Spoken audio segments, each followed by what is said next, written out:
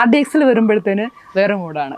അതെ, അത് അതിനകത്ത് ഒരുപാട് എക്സ്പെരിമെന്റ് ചെയ്യാനായിട്ടുണ്ടായിരുന്നു അല്ലേ? അതെങ്ങനെയാന്ന് വെച്ചാൽ പീരീഡ് ആണോ പീരീഡ് ആണ്, പീരീഡ് അല്ലേ പീരീഡ് അല്ല എന്ന് പറയുന്ന ഒരു കോൺസെപ്റ്റ് മതി എന്നായിരുന്നു ഡയറക്ടർ പറഞ്ഞിട്ടുണ്ടായത്. എന്ന് പറയുമ്പോൾ ഭയങ്കരമായിട്ട് നമ്മൾ പീരീഡിലേക്ക് പോകണ്ട, എന്നാൽ ആൾക്കാർക്ക് കാണുമ്പോൾ തോന്നണം ഓക്കെ ഇത് നമ്മുടെ പീരീഡിൽ ഉണ്ടായിരുന്നാണല്ലോ, ഈ ബെൽറ്റ് കണ്ടിട്ടുണ്ടല്ലോ, അല്ലെങ്കിൽ ഈ ഷൂ കണ്ടിട്ടുണ്ടല്ലോ, അല്ലെങ്കിൽ ഈ വാച്ച് നമ്മൾ യൂസ് ചെയ്തിട്ടുണ്ടല്ലോ എന്നുള്ളൊരു തോന്നൽ ആൾക്കാരിൽ ഉണ്ടാക്കുക എന്നുള്ളതായിരുന്നു അതിൻ്റെ ഒരു ആവശ്യം, ആ പടത്തിൻ്റെ ആവശ്യം. അപ്പം അതുകൊണ്ട് തന്നെ അഗെയിൻ കുറേ റിസർച്ച് ചെയ്തു, ആ സമയത്തത്തെ കുറേ പടങ്ങളിരുന്ന് കണ്ടു, അപ്പോൾ കുറേ കാര്യങ്ങൾ നമുക്ക് കിട്ടി. അതിൽ നിന്ന് ഇവോൾവ് ചെയ്തിട്ടുള്ള കുറച്ച് പ്രിൻസ് അത് പോയി എടുത്ത് നമ്മൾ സ്റ്റിച്ച് ചെയ്യിപ്പിക്കുക എന്നുള്ളത്.